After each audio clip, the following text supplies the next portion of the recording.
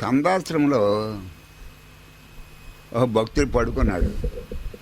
అది గాంధీ గారి ఉద్యమ రోజు. ఆడు మామూలుగా స్వప్నంలో రాట్నం తిప్పేస్తున్నాడు. దాన్ని ఏదో అంటారు, రాట్నం తిప్పుతారు కదా, దారం తయారు చేస్తారు కదా, దారం. ఆడి స్వప్నంలో దారం. అదే ఆ రోజుల్లో రాట్నాలు తిప్పడం అలవాటు గాంధీ గారి రోజుల్లో.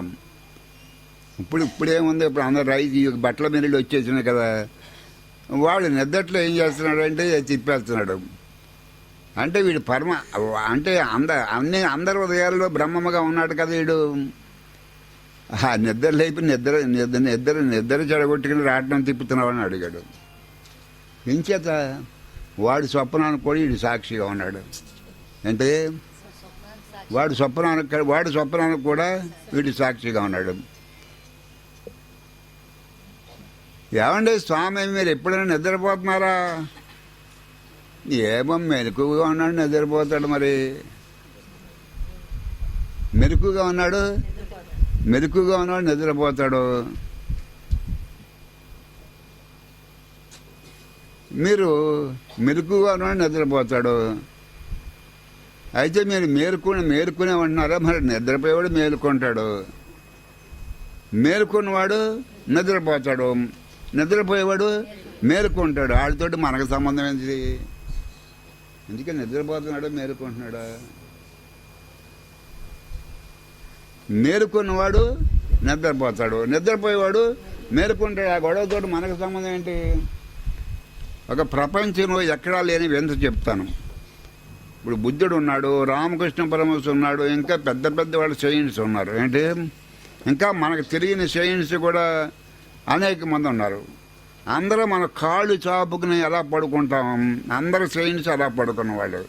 రామకృష్ణుడు కూడా. మీరు దక్షిణేశ్వరం చూస్తే 2 మంచాలు ఉంటాయి అక్కడ.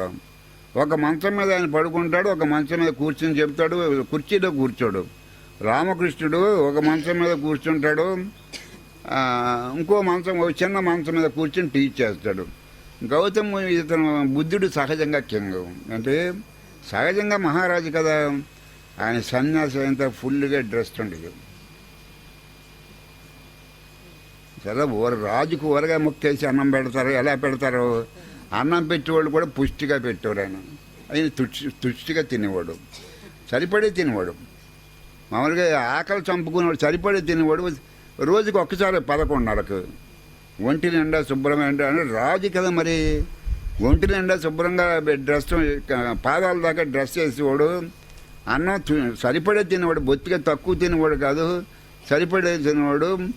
అయితే వెరీ బ్యాలెన్స్డ్ హెడ్. మాట మటుకి చాలా బిహేవియర్ ప్యాటర్ను, అది బిహేవియర్ ప్యాటర్న్, మాట ఇవన్నీ కూడా చాలా కరెక్ట్గా ఉంటాయి. అంటే ఆయనకి ప్రపంచంలో ఎంత పేరు రావడానికి అంటే highly civilized man and highly cultured man. ఆ బ్రెయిన్ కల్చర్డ్. అయితే ఆయన కూడా మంచమే పడుకునేవాడు, చెట్ల కింద ఉన్నవాడు. ఆ చెట్ల కింద కూడా కాళ్ళు చాపుకునే పడుకునేవాడు. భగవాన్ పద్ధతిలాగా ఇంతవరకు ప్రపంచంలో ఎవడో లేడు.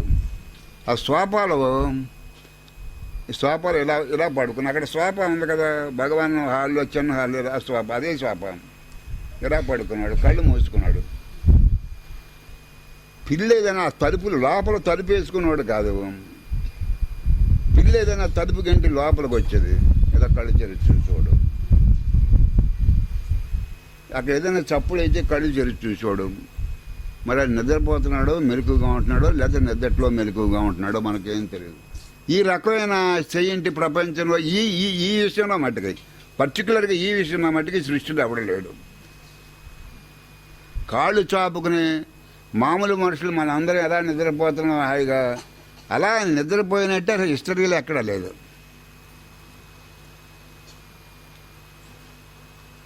అది నిద్రపోతున్నాడని మనం అనుకుంటాం అనుకోండి. భగవాన్ బాగా నిద్రపోతున్నాడు హాయిగానే అనుకుంటే గౌకం కళ్ళు తెరిచి చూస్తాడు మన అంక. అంచేత ఆయన 3 అవస్థలకు అతీతుడు. ఏ 3కి? జాగ్రత్త అవస్థకి, స్వప్న అవస్థకి, నిద్ర అవస్థకి అతీతుడే.